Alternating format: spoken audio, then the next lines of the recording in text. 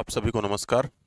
A1IS के इस YouTube platform पे मैं DK उपाध्याय आपका स्वागत कर रहा हूं। आपको जैसा कि बताया गया था कि जैसे जैसे समय मिलेगा ज्योग्राफी जियो इकोनॉमिक्स से रिलेटेड जो आपके पीटी और मेंस के क्वेश्चन होते हैं उससे संबंधित टॉपिक मैं कुछ ना कुछ लाता रहूँगा। आज का जो टॉपिक है वो मेंस के लिए ज़्यादा इम्पोर्टेंट है। पीटी के लिए पता नहीं उतना हो सकता है, लेकिन मेंस के लिए तो बेहद इम्पोर्टेंट टॉपिक है। और वो टॉपिक है, पीछे लिखा भी गया है, भारत में नदी जोड़ परियोजनाएं।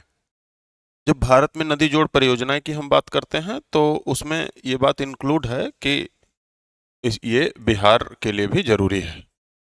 बिहार के लिए तो ज़्यादा जरूरी है। भारत की नदी जोड़ परियोजना, बिहार की नदी जोड़ परियोजना कोई अलग नहीं है, उत्तर भारत में ही बिहार सम्मिलित है। तो उसी के अंतर्गत हम बिहार की भी पढ़ेंगे। इसमें भी जो जो कमियां, जो जो बेनिफिट्स, जो जो लॉसेस यहाँ देखेंगे, वही बात हम कहीं ना कहीं बिहार के संदर्भ में भी देख रहे हैं।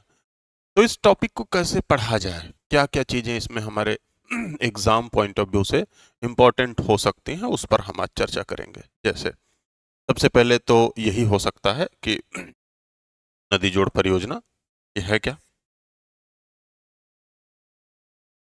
इसके बारे में हम जान लें। भाई ये है क्या, किसे कहेंगे।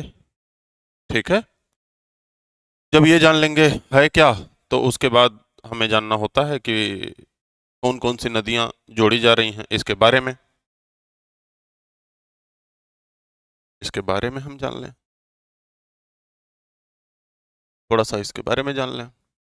थोड़ा सा इसके बारे में जानने के बाद फिर हम जान लें इसका इतिहास। अच्छा, इतिहास का मतलब जहाँ भी आप टेक्स्ट बुक वगैरह पढ़ोगे या कोई भी आपको डिलीवर करेगा, तो इतिहास वो बताना, अगर जो नदी जोड़ परियोजना का इतिहास कोई बताए भी तो अंग्रेजों के समय से बताता है कि अंग्रेज 1850 के आसपास अंग्रेज सर आर्थर साहब थे, उन्होंने नदी जोड़ परियोजना का पहली बार संकल्पना दिया, पहली बार कॉन्सेप्ट उनका था। ऐसा कुछ नहीं है। जब हम कभी इतिहास की बात कुछ भी लिखेंगे, हम यहाँ इंडिया में एग्जाम दे रहे हैं तो ध्यान देना है, जब हम कभी भी अपने इतिहास की कुछ भी बात लिखते हैं तो हम सबसे पहले टटोलते हैं कि हमारे सिविलाइजेशन में, हमारे एंशियंट इंडिया में क्या ऐसा कुछ हिस्ट्री था। तो बेटा था। तो हम जब भी इतिहास की बात करेंगे तो हम एकदम एंशियंट से शुरू करेंगे कि वहाँ कुछ रिवर लिंकिंग प्रोजेक्ट का या रिवर लिंकिंग से रिलेटेड कोई बातें थी, उसको हम थोड़ा सा देखेंगे। इतिहास के बाद इतिहास, फिर उसके बाद थोड़ी बात होती है कि भाई इसके पॉजिटिव पॉइंट क्या हैं। पॉजिटिव पॉइंट क्या है, मतलब इसका फायदा क्या है। फिर इसी में इसके नेगेटिव पॉइंट क्या है,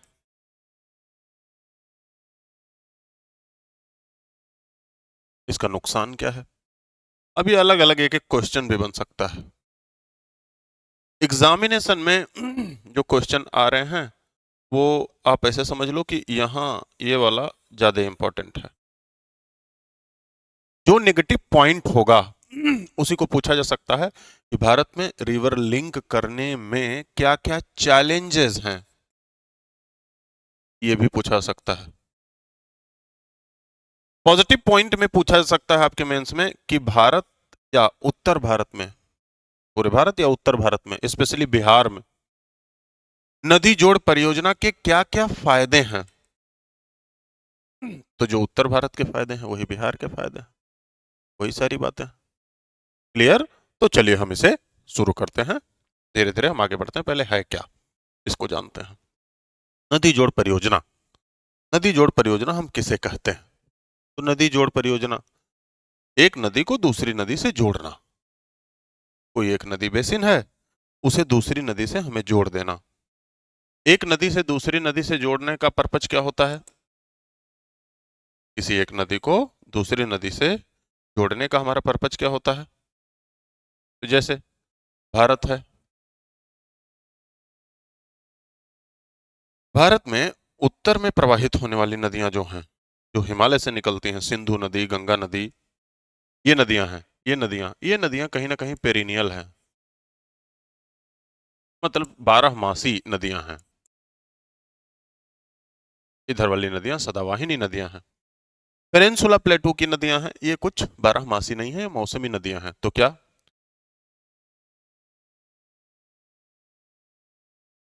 बारहमासी नदियों में जल की अधिकता होती है, मौसमी नदियों में जल की कमी होती है? तो फिर क्या?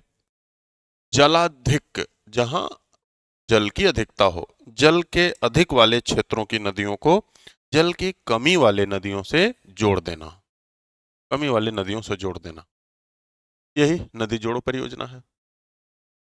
अब इसका उद्देश्य क्या है? इसके कई उद्देश्य हो सकते हैं। आपसे पूछ ले पर्पज क्या है नदी जोड़ परियोजना के?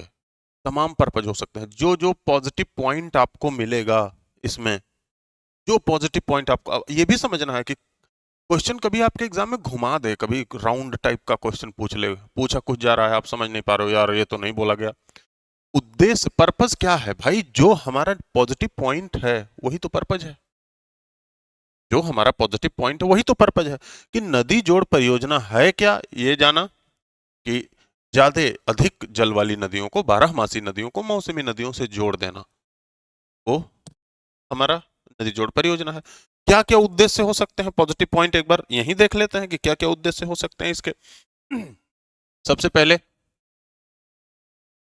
सबसे पहले सदावाहिनी नदियों में बाढ़ आता है तो बाढ़ प्रबंधन, बाढ़ की कमी रोकथाम नहीं लिखते, कभी भी लिखते हैं तो बाढ़ प्रबंधन लिखते हैं, फ्लड मैनेजमेंट होता है। बाढ़ एक अच्छी चीज है अगर जो उससे जान माल का नुकसान ना हो। तो सबसे पहली बात, जल की कमी वाले क्षेत्रों में बाढ़ प्रबंधन हो सकता है, ज्यादा जल है। दूसरा, फिर जहां जल की अधिकता वाले क्षेत्र में बाढ़ प्रबंधन, जल की कमी वाले क्षेत्र में सिंचाई की सुविधा।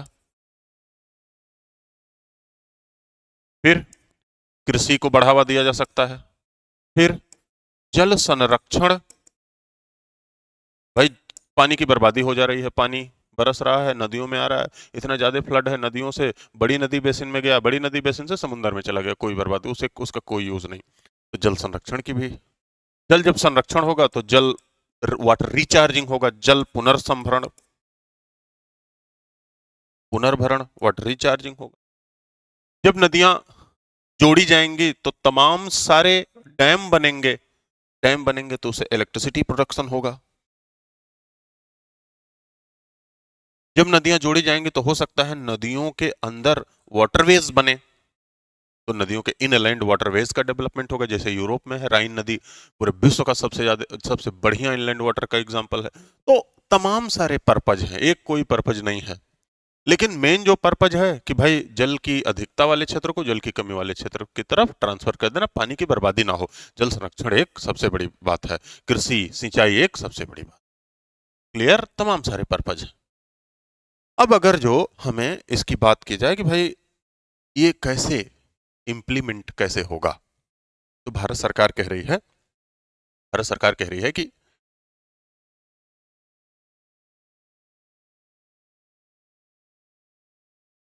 सरकार कह रही है कि कुल मिला जुला के हमारे पास 30 लिंक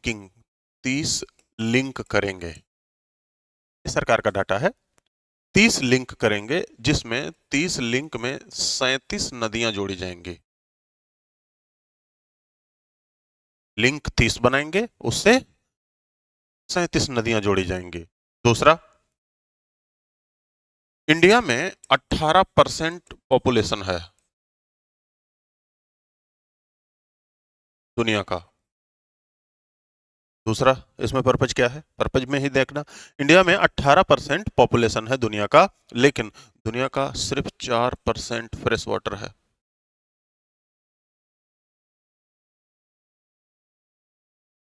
दुनिया का 4% सिर्फ फ्रेश वाटर है। तो अगर जो जल संरक्षण नहीं होगा तो इतने लोग पिएंगे क्या, नहाएंगे क्या, सुबह सुबह मैं क्लास कैसे लेने आऊंगा?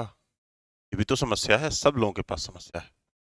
तो अगर जो जल संरक्षण नहीं होगा, ये सारी चीजें लिंक नहीं होंगी, तो हमारा ये उद्देश्य नहीं पूरा होगा। ये उद्देश्य नहीं पूरा होगा तो हमारे लिए समस्या है बेटा। कैसे कैसे इम्प्लीमेंट होगा, इस पर थोड़ी सी बात करते हैं, इसी को इसी मैप के थ्रू मैप लगा लेता हूँ फिर से।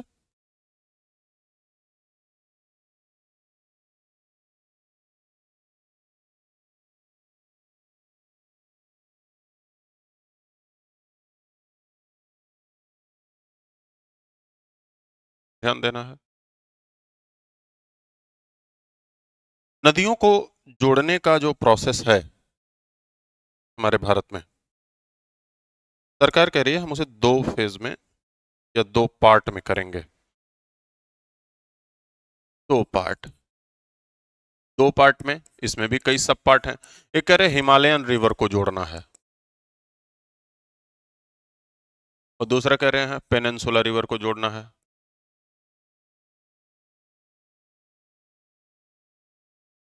पेनिनसुला रिवर को जोड़ना है, हिमालयन रिवर को जोड़ना है, और पेनिनसुला रिवर को जोड़ना है। हिमालयन रिवर और पेनिनसुला रिवर। तो पहले हिमालयन रिवर में, हिमालयन रिवर में कह रहे हैं ये कि फर्स्ट फेज में ईस्ट साइड की नदियों को जोड़ेंगे, और सेकेंड फेज में वेस्ट साइड की नदियों को जोड़ेंगे हिमालयन रिवर में।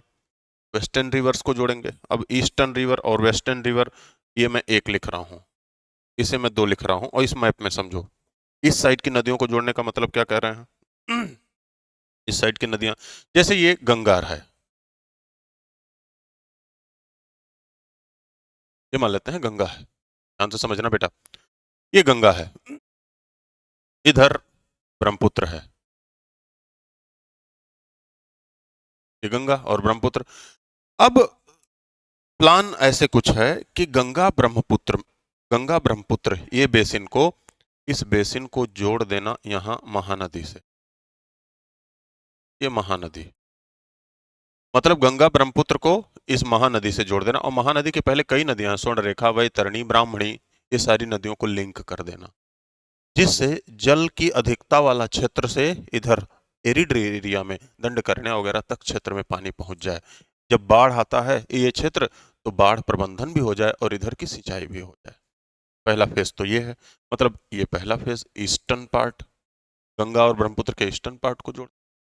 फिर दूसरी बात क्या कह रहे हैं, हिमालय नदियों के वेस्ट पार्ट में, वेस्ट पार्ट में सतलज है, यहाँ गंगा है ही, गंगा से मिलने वाली जो नदी है बेटा, यहाँ यमुना है, यमुना है। तो फिर कह रहे हैं यमुना से तमाम नदियां मिल जाती हैं, केन, बेतवा, सिंध, चंबल। तो फिर ये कह रहे हैं कि दूसरे पार्ट में हम क्या करेंगे, दूसरे पार्ट में गंगा और यमुना को लिंक करते हुए यहाँ इस एरिड रीजन को जोड़ देंगे, कुछ ऐसे जोड़ेंगे। मैं ये नहीं कह रहा हूँ एग्जैक्ट ऐसे है, लेकिन सरकार का प्लान तो दुरुस्त होगा। लेकिन अगर जो आपको पढ़ाने के लिए कहा जाए, आपको जो एग्जाम में लिखने के लिए भी आ जाए, तो बेटा ऐसे मैप आप बना सकते हो, कोई दिक्कत नहीं, बेझिझक मैप बना सकते हो। तो दूसरा कह रहे हैं कि हिमालयन नदियों में ईस्टर्न लिंकिंग होगा, वेस्टर्न लिंकिंग होगा। ईस्टर्न लिंकिंग गंगा ब्रह्मपुत्र को महानदी से जोड़ दिया जाएगा, वेस्टर्न लिंकिंग गंगा यमुना को और उसकी सहायक, यमुना की सहायक नदियों, जो मालवा में, मेवाड़ प्लेटू, अरावली के इधर ही, मैं तो ज्यादा इधर बना दे, अरावली के इधर ही इसे जोड़ दिया जाएगा। ये एरिड रीजन ज्यादा है, शुष्क क्षेत्र ज्यादा है, तो दूसरा रीजन यहाँ हो सकता है, दूसरा रीजन यहाँ हो सकता है। फिर ऐसे ही ध्यान देना, पेनिनसुला रिवर में 16 कुल मिला जुला के लिंक करने हैं, 16 लिंक करने हैं, 16 नदियों को जोड़ना है पेनिनसुला रिवर में, 16 नदी को जोड़ना है। इसमें भी उसी तरीके से है, वेस्ट कोस्ट पे और ईस्ट कोस्ट, वेस्ट कोस्ट पे, वेस्ट कोस्ट पे देखो कैसे, इसमें कह रहे हैं ये यहां से तापी रिवर है, यहां मुंबई है, तापी रिवर से मुंबई के बीच को पूरा कनेक्ट कर देना। ये तापी रिवर है, और मुंबई से, मुंबई के नॉर्थ में, ध्यान से समझिएगा, मुंबई के नॉर्थ में और तापी के साउथ में, मुंबई का नॉर्थ, तापी का साउथ, इससे पहले कनेक्ट हो जाए, ये सब आपस में जोड़ दिए जाएं। फिर कुछ प्लानिंग है, कुछ प्लानिंग ऐसे है, पहला मुंबई और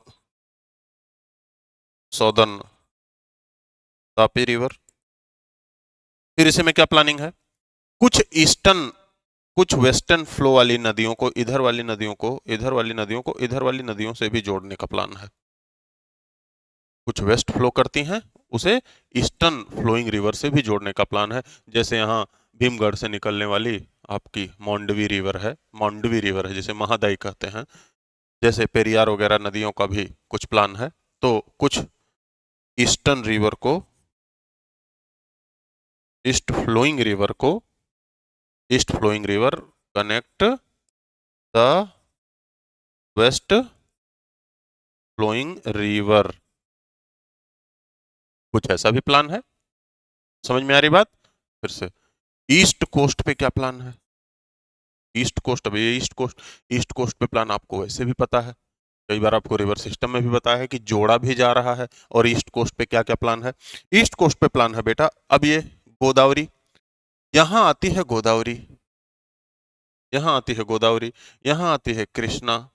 तो देखो जी मैं लिख दे रहा हूं, यहाँ के लिख दे रहा हूं, यहां आती है गोदावरी और यहां आती है कृष्णा। फिर कह रहे हैं कि महानदी से शुरू किया जाएगा, जो गंगा वाला महानदी से शुरू किया जाएगा, और महानदी से आपको पूरा जोड़ दिया जाएगा, गोदावरी से कनेक्ट किया जाएगा।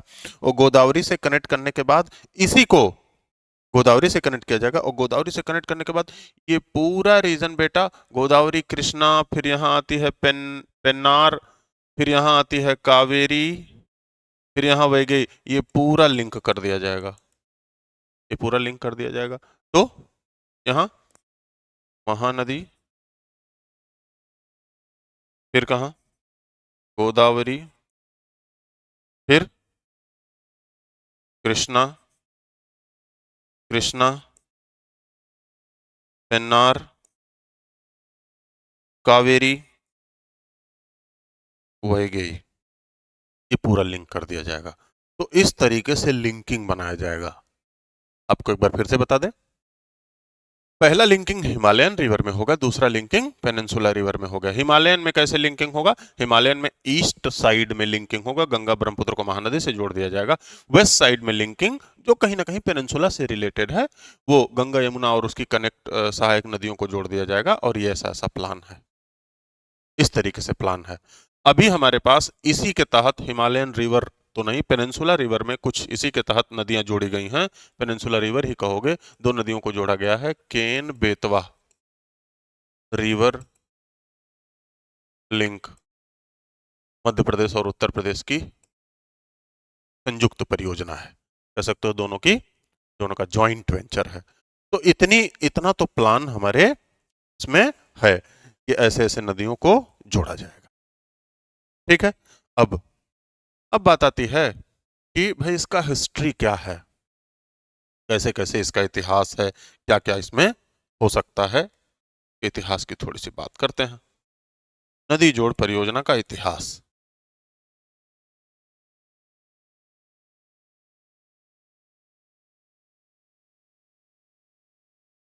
नदी जोड़ परियोजना का इतिहास, ये क्या इतिहास है? हिस्ट्री,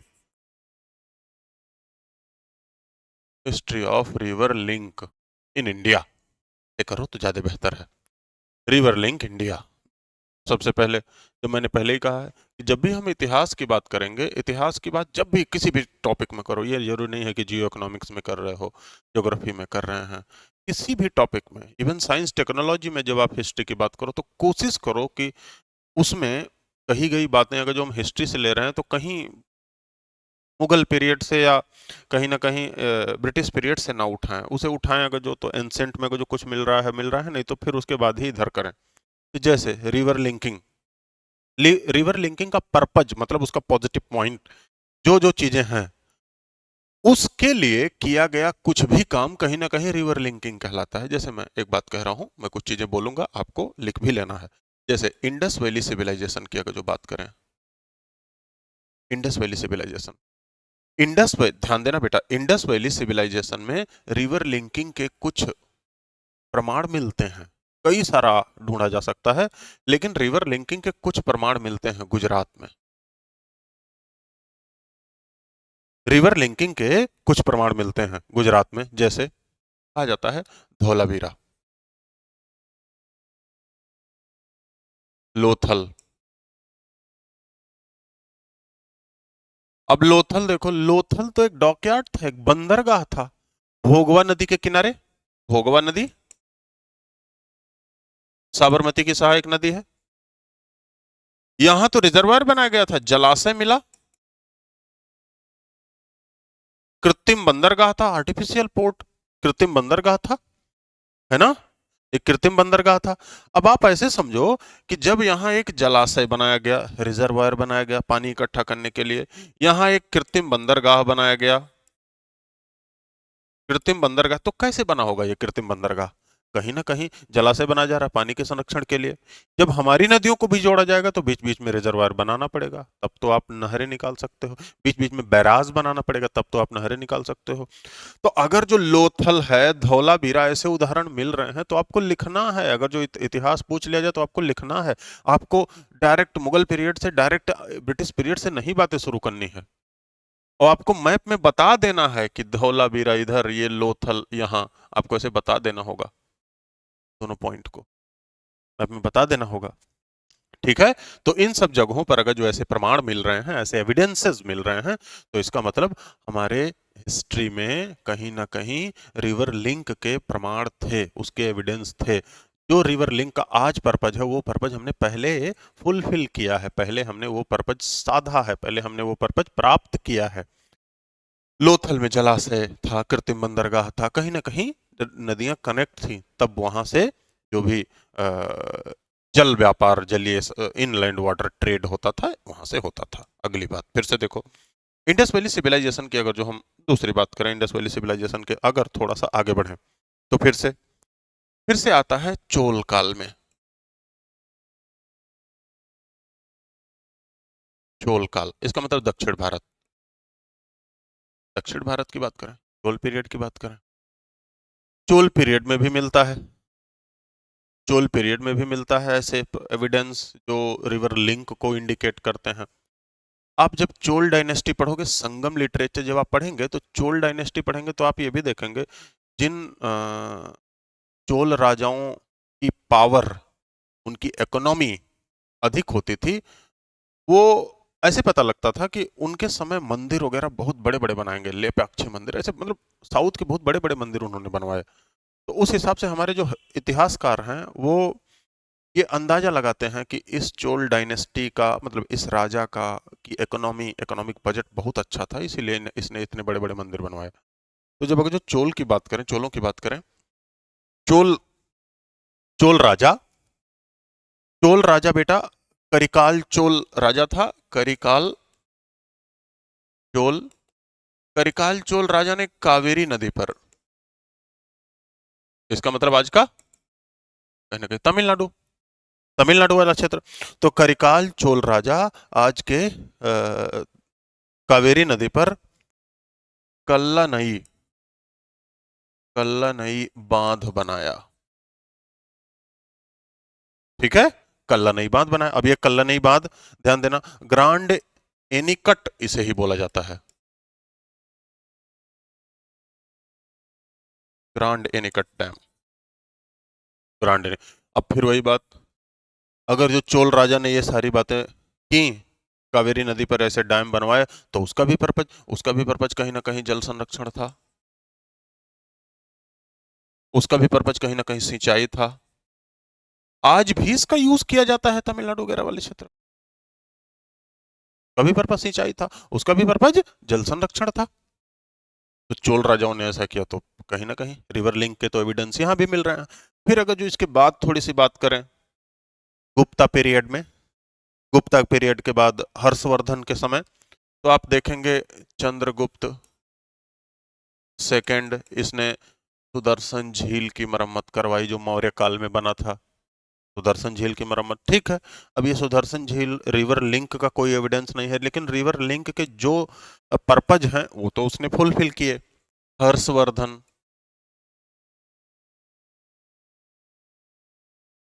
हर्षवर्धन, ठीक है, तो इन सबों ने सुदर्शन झील की मरम्मत करवाई और सब काम किया, और जल संरक्षण के लिए इन्होंने इन्होंने नहरों को बनाने पर बढ़ावा दिया, नहरों का निर्माण किया। नहरों का निर्माण भी कहीं ना कहीं रिवर लिंकिंग को ही इंडिकेट करता है।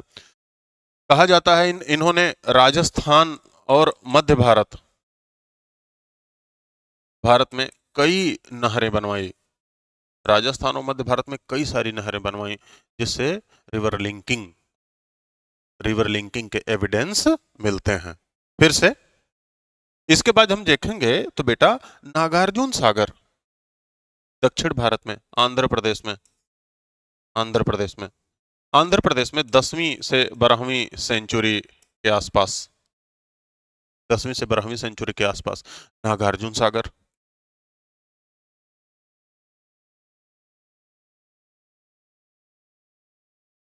नागार्जुन सागर, तो नागार्जुन सागर नहर प्रणाली बनी, canal system, Nagarjuna Sagar canal system, है ना, कैनाल सिस्टम। ये नागार्जुन सागर कैनाल सिस्टम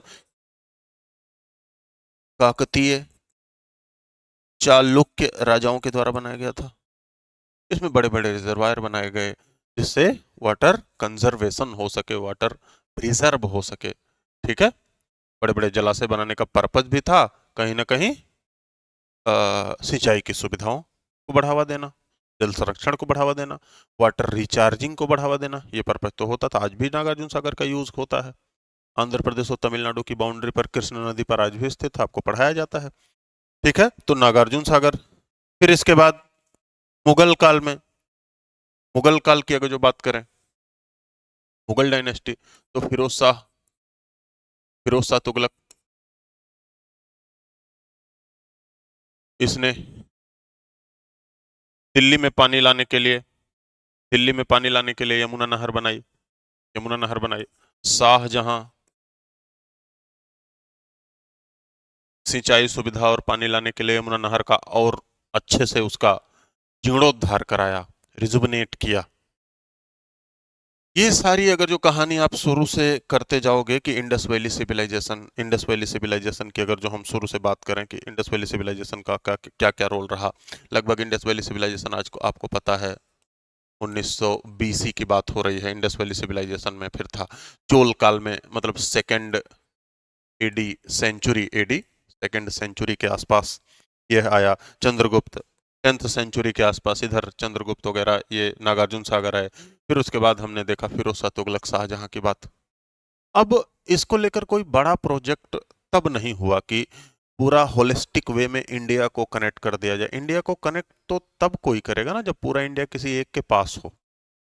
ऐसा तब होता है बेटा जब ब्रिटिश आते हैं, ईस्ट इंडिया कंपनी आती है। धीरे धीरे धीरे धीरे ईस्ट इंडिया कंपनी क्या करती है, ईस्ट इंडिया कंपनी क्या करती है, वो पूरे भारत को एक कर देती है, लड़के झगड़ के चोरी बेईमानी जैसे भी करके। और उसके बाद पूरा इंडिया ब्रिटिशर्स के कब्जे में आ जाता है। जब ब्रिटिशर्स के कब्जे में आता है धीरे धीरे, तब फिर sir Arthur Carter, Arthur Carter साहब थे। कार्टर साहब ने 1850 में एक कॉन्सेप्ट यही दिया, रिवर लिंक करने का। 1850 में इन्होंने कॉन्सेप्ट दिया कि भाई रिवर लिंक किया जाए। और रिवर लिंक करने का इनका पर्पज था माल ढुलाई, सामानों का की ढुलाई की जाए, इनलैंड वाटर को प्रमोट करने का इनका पहला पर्पज था। सिंचाई वगैरह बाद की बात थी, लेकिन पहला इन्होंने अपने में लिखा, रिपोर्ट में लिखा कि हमारा पहला पर्पज माल ढुलाई हो, पहला पर्पज हमारा ये है, आर्थर कार्टर ने किया। फिर उसके बाद ये सारा मामला ठंडे बस्ते में गया, अंग्रेज उतना ज्यादा इनिशिएटिव को किए नहीं। 1990 के दशक में डॉक्टर KL राव ने नेशनल वाटर ग्रिड तैयार किया।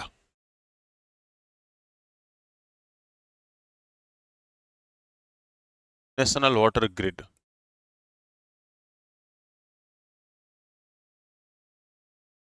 नेशनल वाटर ग्रिड तैयार किया डॉक्टर KL राव। और डॉक्टर KL राव ने नेशनल वाटर ग्रिड तैयार किया, लेकिन इस पर भी कोई बहुत बात अच्छी बनी नहीं।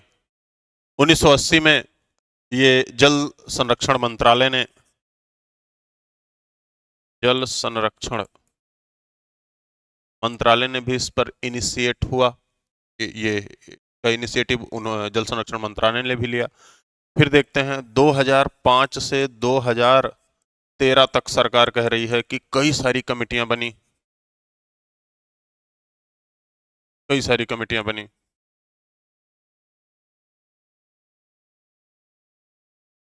कई सारी कमेटियां बनी, लेकिन कोई बहुत ठोस समाधान हुआ नहीं। इसके बाद 2014 के बाद नई गवर्नमेंट आई। नई गवर्नमेंट इसको लेके थोड़ा सा सीरियस थी। नई गवर्नमेंट आई तो उसने क्या किया, रिवर लिंक को रिवर लिंकिंग प्रोजेक्ट को बेटा नेशनल प्रोजेक्ट का, इसे राष्ट्रीय परियोजना का दर्जा दे दिया कि अब ये नेशनल प्रोजेक्ट है। जब कोई परियोजना नेशनल प्रोजेक्ट घोषित हो जाती है तो उस पर वो फोकस्ड हो जाती है, उस पर वित्तीय संसाधन हम जोर से खर्च करते हैं, पूरा सरकार का पूरा महकमा उसमें लग जाता है। और राष्ट्रीय परियोजना का दर्जा दिया, राष्ट्रीय परियोजना का दर्जा देने पर फिर बेटा ये और तेजी इसमें हो गई, और तेजी होने के बाद पहला रिवर लिंकिंग प्रोजेक्ट सामने आया। पहला रिवर लिंकिंग प्रोजेक्ट यही Ken Betwa river link project था, जो उत्तर प्रदेश और मध्य प्रदेश की संयुक्त परियोजना। इससे पहले सितंबर 2005 में 2015 में सितंबर 2015 में इसी गवर्नमेंट ने 7 मेंबरों की एक कमेटी बनाई। ध्यान से समझना, 7 मेंबर की एक कमेटी बनाई सितंबर 2015 में। सितंबर 2015 में, अच्छा, इस कमेटी ये जो कमेटी थी बेटा सितंबर 2015 वाली, मिहिर शाह इसका नाम था, मिहिर शाह समिति। इस समिति ने बड़े बड़े खुलासे किए। इसने कहा कि प्रायद्वीपीय भारत में अगर जो आज जल की कमी है, तो उसका सबसे बड़ा, प्रायद्वीपीय भारत में अगर जो जल का दोहन इतना ज्यादा हो रहा है, जल की कमी इतना ज्यादा हो रहा है, तो उसकी सबसे बड़ी वजह है, उसका सबसे बड़ा रिजल्ट जो सामने आ रहा है, आप ऐसे कहते हैं रिजल्ट जो सामने आ रहा है कि नदियों में पानी कम है, तो उसका कि वाटर रिचार्ज हो नहीं पा रहा है। प्रायद्वीपीय भारत में वाटर रिचार्ज नहीं हो पा रहा है। वाटर रिचार्ज नहीं हो पा रहा है, इसका कारण ये भी है कि कहीं ना कहीं हम रिवर लिंक कर ही नहीं पाए, हम सिर्फ प्लान बनाते रह गए। पहली बात तो मिहिर शाह ने ये कहा कि भाई प्रायद्वीपीय भारत की समस्या ये है। फिर से, भूजल का जब अत्यधिक दोहन करेंगे हम, किसी भी ग्राउंड वाटर का जब अत्यधिक एक्सप्लॉइटेशन करेंगे, वो भी नदियों के सूखने का सबसे बड़ा कारण है। प्रायद्वीपीय भारत का इन्होंने स्पेशली स्टडी किया, 7 लोगों ने स्टडी किया, और इसमें सेंट्रल वाटर कमीशन इसमें इन्वॉल्व था, सेंट्रल ग्राउंड वाटर बोर्ड भी इसमें इन्वॉल्व था, और 6 लोग, कम से कम 6-7 लोग इसमें इस कमेटी के मेंबर थे। 7 मेंबर के थे, 7 मेंबरों की कमेटी थी, 7 मेंबरों की कमेटी थी। तो ये तो आपकी हिस्ट्री हो गई। अब हिस्ट्री के बाद बेटा इसका हम कम से कम पॉजिटिव और नेगेटिव पॉइंट देख लें कि भाई नदी जोड़ परियोजना का पॉजिटिव पॉइंट क्या हो सकता है, नदी जोड़ परियोजना का नेगेटिव पॉइंट क्या हो सकता है। तो उसे हम देख लें।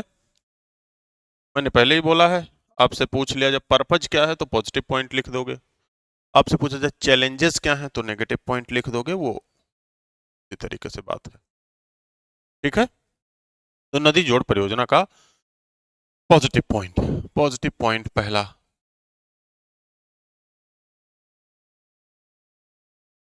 पॉजिटिव पॉइंट पहला, पहली बात, जहां अधिक वर्षा होती है और जहां कम वर्षा होती है, अधिक वर्षा वाले क्षेत्र से कम वर्षा वाले क्षेत्र की तरफ पानी का ट्रांसफर होगा, जिससे जल की बर्बादी, जिससे एक उद्देश्य जल संरक्षण ही है। जल संरक्षण कैसे? जब वर्षा ज्यादा होती है तो नदियों में पानी जाता है, नदियों में से पानी, मान लिया नदियों तक पानी, ठीक है, नदियों में पानी जाता है और नदियों से तुरंत वो चला जाता है बंगाल की खाड़ी या अरब सागर में।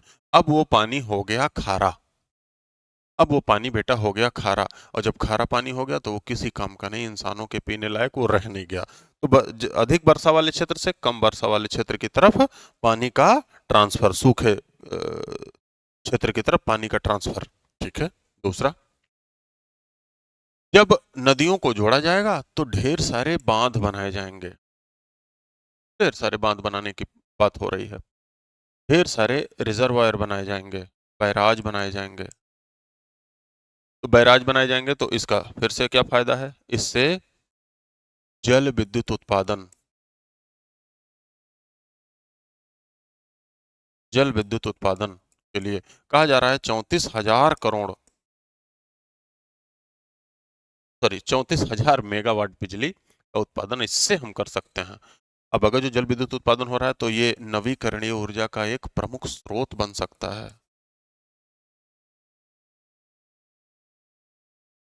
एनर्जी, रिन्यूएबल एनर्जी का एक बड़ा सोर्स बन सकता है, नवीकरणीय ऊर्जा का एक बड़ा सोर्स बनता है। कि इतने बड़े डैम तो बनेंगे नहीं कि भाखड़ा और टेहरी जैसे डैम बने, लेकिन डैम बनेंगे और उससे प्रदूषण मुक्त ऊर्जा या नवीकरणीय ऊर्जा का एक अच्छा स्रोत हो सकता है।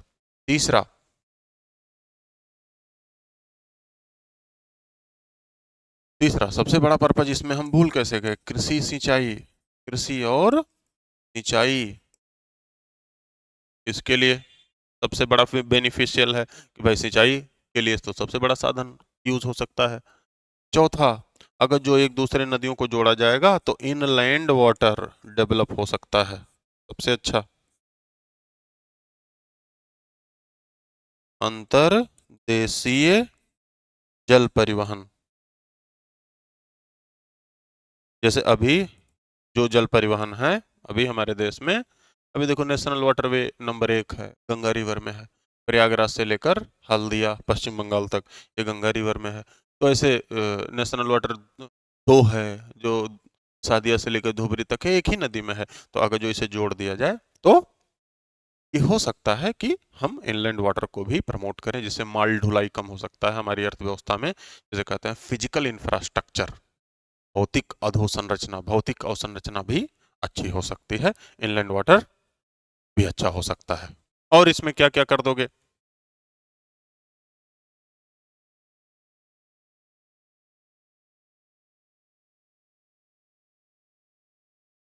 नदियों को जोड़ने पर, नदियों को जोड़ने पर परिवहन में सुविधाएं भी होंगी, ट्रांसपोर्टेशन में सुविधा होगी, ऐसे तमाम बेनिफिट आप लिख सकते हो इसमें। और ये पर्पज में भी डाल सकते हो कि अगर जो आपसे पूछ लिया जाए पर्पज क्या है इसका, तो पर्पज में भी डाल सकते हो। फिर नेगेटिव पॉइंट क्या है? भाई नेगेटिव पॉइंट कैसे कैसे, नेगेटिव पॉइंट तो आपको पहले पता है। नेगेटिव पॉइंट तो पहला इंटरनेशनल पॉइंट है। इंटरनेशनल, इंटरनेशनल कैसा नेगेटिव पॉइंट है? भारत में जिन नदियों को जोड़ने की हम बात कर रहे हैं वो नदियां सिर्फ भारत से निकलकर और भारत में ही नहीं खत्म होती। भारत में लगभग हिमालयी नदियों का जो संबंध है वो कहीं ना कहीं चाइना, कहीं ना कहीं नेपाल, फिर लोअर बेसिन में कहीं ना कहीं पाकिस्तान, कहीं ना कहीं बांग्लादेश से रिलेटेड है। तो इंटरनेशनली चैलेंज है, इंटरनेशनली कोलेबोरेशन बनाना भी एक चैलेंज है। आप ये मान के काम कर रहे हो कि इंटरनेशनल कोई चैलेंज नहीं आएगा, हम सारी नदियों को जोड़ लेंगे, सारी नदियों को जोड़ लेंगे, इधर का पानी उधर कर देंगे, इधर का पानी उधर कर देंगे, तो नीचे जो देश है हमारे जैसे बांग्लादेश है उसको दिक्कत नहीं होगी, ये बड़ा कम चांस है। और इसके एवज में आपको लिखना है कि भाई तीस्ता का पानी बंटवारे को लेकर आज तक बांग्लादेश में, भारत में तनातनी रहती है। गंगा का पानी तो ठीक है, गंगा में ऐसे ही पानी ज्यादा रहता है, तो तीस्ता का लेके तो गंगा में भारत और बांग्लादेश में तनातनी रहती ही है। पहला चैलेंज तो ये है, या पहला नेगेटिव पॉइंट ये है, इंटरनेशनली चैलेंज हो सकता है। दूसरा, इसमें क्या नेगेटिव पॉइंट है? हैवी इकोनॉमिक इन्वेस्टमेंट, जबरदस्त इन्वेस्टमेंट इसमें लगेगा, कम पैसे वाली बात नहीं है ये, कई हजारों लाखों करोड़ इसमें लगते हैं। और हमारे देश की अर्थव्यवस्था अभी इधर ध्यान देने वाली बात, अभी हमारी प्रायोरिटी कुछ और भी है। अभी हम, हमारी ठीक ठाक 1/3 लोग अब भी गरीबी रेखा से नीचे हैं, अब भी हम 80% को फूड सिक्योरिटी पर रख रहे हैं, अब भी ऐसी हालत है। कोविड के बाद की इकोनॉमी है, तो ये भी इकोनॉमिक चैलेंज है। तीसरा इसमें कर सकते हो नेगेटिव पॉइंट, हमारी टोपोग्राफी, हमारी टोपोग्राफी भी एक नेगेटिविटी लाएगी। वेस्टर्न घाट की टोपोग्राफी, वेस्टर्न घाट की नदियों को ईस्टर्न घाट से जोड़ना, ये भी एक बड़ा चैलेंज है। वोल्केनिक स्ट्रक्चर है, पुरानी संरचना है, उसे पार कर पाना आसान नहीं है। टोपोग्राफी भी हमारी एक चैलेंज है, या वो नेगेटिव पॉइंट है। चौथा, इन्वायरमेंटल चैलेंज, जब आप दो नदियों को जोड़ोगे तो नहरें बनाना पड़ेगा, नहरें बनाना पड़ेगा तो वो नहरें कहीं ना कहीं हाईली बायोडाइवर्सिफाइड एरिया से जाएंगी, हाईली बायोडाइवर्सिफाइड एरिया से जाने पर फ्लोरा और फौना को नुकसान होगा, वनस्पति और जीव जंतुओं को काटना पड़ेगा। इसके एवज में आप एग्जाम्पल लिखोगे कि Ken Betwa river linking project बनाने पर पन्ना बायोस्फीयर रिजर्व को दिक्कत हो रही है। पन्ना फिर से इन्वायरमेंटल चैलेंज।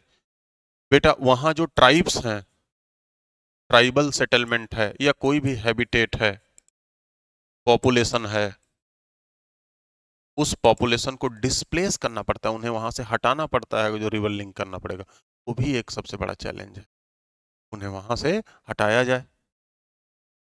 फिर से अगला नेगेटिव पॉइंट, नदियों को लेके हमारे भारत में ऐसे ही इंटर स्टेट डिस्प्यूट रहते हैं।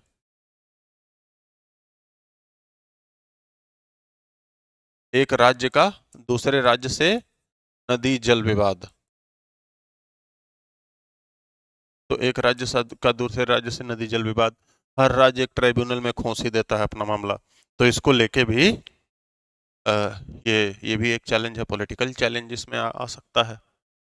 ठीक है, पॉलिटिकल चैलेंज में और भी कर सकते हो, जैसे अभी गवर्नमेंट कुछ और है, कल को गवर्नमेंट कुछ और आ जाएगी, या जो भी रहे, अब वो गवर्नमेंट अपनी प्रायोरिटी पर इसे रखे या ना रखे, ये लॉन्ग टर्म प्रोसेस है, छोटी परियोजना नहीं है, 2 4 5 10 सालों में होने वाली परियोजना नहीं है, ये तो लॉन्ग टर्म प्रोसेस है। लॉन्ग टर्म प्रोसेस है तो उसके लिए तो जरूरी है भाई लॉन्ग टर्म, अगर जो कोई भी सरकार रहे तो इसे अपनी प्रायोरिटी पर रखे, एक नेगेटिव पॉइंट है। तो सारे नेगेटिव पॉइंट देखते हुए, पॉजिटिव नेगेटिव जैसे भी आपसे पूछा जाए, पॉइंट बस ध्यान रखना है ना, इसके तहत आपको लिख लेना। लेकिन कंक्लूजन में क्या देखना है, कंक्लूजन जब भी आप लिखोगे तो कंक्लूजन आपका ऑप्टिमिस्टिक रहे, कंक्लूजन कंक्लूजन आपका पॉजिटिव पॉइंट को ही ज्यादा फोकस करे, क्योंकि सारे नेगेटिव पॉइंट सुलझाए जा सकते हैं, लेकिन अगर जो ये बन गया तो उसका बेनिफिट बहुत जबरदस्त है, ये बात ध्यान रखना। तो सारी कमियों के बावजूद हमें अभी इसकी नीड है बेटा, क्योंकि यूरोप के लोग अगर जो अमेरिका के लोग अगर जो ये सब आगे हो रहे हैं, तो अपनी इन कमियों को दूर करते हुए फिर इस पर ज़्यादा ध्यान दे रहे हैं, क्योंकि हमें रिन्यूएबल एनर्जी चाहिए एनी हाउ, हमें सिंचाई अपने उसी क्षेत्रफल को अच्छे से सिंचाई अगर जो हम नहीं देंगे तो कल को हमारी पॉपुलेशन और बढ़ रही है, कभी पॉपुलेशन 54 करोड़ थी तो कभी पॉपुलेशन 100 140 करोड़ पहुंच गई, पॉपुलेशन बढ़ना ही है। अंतर्देशीय मार्ग अगर जो हम नहीं करेंगे तो ट्रांसपोर्टेशन हमारा दिन प्रतिदिन बढ़ेगा, हमारी एनर्जी डिमांड दिन प्रतिदिन बढ़ेगी, वर्षा की निर्भरता कम होगी, है ना, उस पे तो पॉजिटिव पॉइंट को आपको ज्यादा ध्यान। अगली बात, कुछ लोग ऐसा भी कह रहे हैं कि अगर जो आप नदियों को जोड़ दिए, लास्ट पॉइंट में जो नेगेटिव, अगर जो आप नदियों को जोड़ दिए तो ओशन में फ्रेश वाटर जाना कम हो जाएगा। लास्ट पॉइंट ध्यान से समझना, समुद्र में ताजा जल जाना कम हो जाएगा, समुद्र में ताजा जल जाना कम, मतलब बे ऑफ बंगाल में ताजा जल जाना कम हो जाएगा, तो उससे क्या होगा, सेलिनिटी, समुद्र की लवणता वो बढ़ जाएगी, समुद्र की लवणता बढ़ जाएगी तो समुद्र के पानी की डेंसिटी, घनत्व, लवणता बढ़ी तो डेंसिटी भी बढ़ गया, डेंसिटी बढ़ता है तो पानी का लेवल कम हो जाता है, तो लेवल कम हो जाता है तो जो समुद्र से स्वेपिंग करते हुए, जो समुद्र से चिपक के हवाएं आती हैं, उसमें उतनी ह्यूमिडिटी नहीं रह जाएगी, उतनी ह्यूमिडिटी नहीं रह जाएगी तो शायद मानसूनी बारिश पर भी असर पड़े, ये ऐसा लोग अंदाजा लगा रहे हैं कि ऐसा हो सकता है। समुद्र में पानी जाना कम हुआ, फ्रेश वाटर नदियों का पानी जाना कम हुआ, क्योंकि हम नदियों का पानी तो मोड़ दे रहे हैं, तो उससे समुद्र में नमक कम हुआ, यार सॉरी नमक बढ़ गया, लवणता बढ़ गई, जिससे डेंसिटी बढ़ गई, डेंसिटी बढ़ गई तो वाटर लेवल नीचे आ गया, मतलब जितना ऊंचाई पर पानी कर रहा था उससे हवाएं टकरा के आ रही थी, अब पानी थोड़ा सा नीचे आ गया सैलिनिटी बढ़ने के नाते, तो हो सकता है उस हवा में ह्यूमिडिटी कम हो, बारिश कम होने लगे, पता नहीं क्या लोग अंदाजा ऐसा लगाते हैं। ठीक है, विद्वान है भाई, वो अपना अपना विचार है। ठीक है, तो आप उसे उसी तरीके से कंक्लूजन करोगे। अब आपसे मान लेते हैं, पूछ लिया जाए बिहार के बारे में, बिहार में नदी जोड़ो परियोजना के क्या बेनिफिट हैं, जो बेनिफिट आपको यहाँ दिख रहा है वहां लगा दोगे। और बिहार के बारे में जब भी पूछी जाए, जब भी कोई बात बेटा बिहार के बारे में पूछी जाए, तो हमें बिहार का रिवर सिस्टम तो आपको पढ़ाया गया है, बिहार के रिवर सिस्टम को थोड़ा सा ध्यान दो और उसके बाद उसे हमें कर देना है कि बिहार में नदी जोड़ परियोजना का लाभ, बिहार का नॉर्दर्न रीजन में पेरिनियल रिवर्स हैं, बिहार के उत्तरी क्षेत्र में सदावाहिनी नदियां हैं, सदावाहिनी, बिहार के दक्षिणी क्षेत्र में प्रायद्वीपीय नदियां हैं, पेनिनसुला या नॉन पेरिनियल, तो बिहार का दक्षिणी क्षेत्र ड्राई, बिहार का उत्तरी क्षेत्र वेट रहता है। तो अगर जो नदियों को जोड़ा जा रहा है तो बिहार के दक्षिणी क्षेत्र पर ज्यादा ध्यान, नदियों को जोड़ा जा रहा है तो बिहार के उत्तरी क्षेत्र का लिंकिंग किया जाए, जिसमें गंडक से लेकर घाघरा, गंडक, बूढ़ी गंडक, कोसी, कमला बलान, कोसी महानंदा, इसे जोड़ दिया जाए, जिससे कोसी के अधिक पानी को कहीं ना कहीं मेची और महानंदा की तरफ ट्रांसफर किया जा सकता है। और इसके तहत बिहार में एक नदी जोड़ परियोजना चल ही रही है, Kosi Mechi river linking project. ये नॉर्थ ईस्ट बिहार में यहाँ तो चल ही रही है परियोजना। और सबसे जरूरी है बिहार के साउथ ईस्ट रीजन या और सदर्न रीजन को कवर करें। तो जो यहाँ सोन रिवर है, ये भी हो सकता है कि सोन रिवर को आप पुनपुन से, फाल्गु पुनपुन से जोड़ दो, क्यूल अजय से जोड़ते हुए इस बेसिन को थोड़ा सा, जो एरिड रीजन है, इसे आप प्रोडक्टिव बना सकते हो, सिंचाई की सुविधा कर सकते हो। ठीक है, तो बिहार में भी वही बातें लिख लेनी है जो हमें कहीं ना कहीं नॉर्थ इंडिया के लिए बेनिफिशियल है। क्लियर?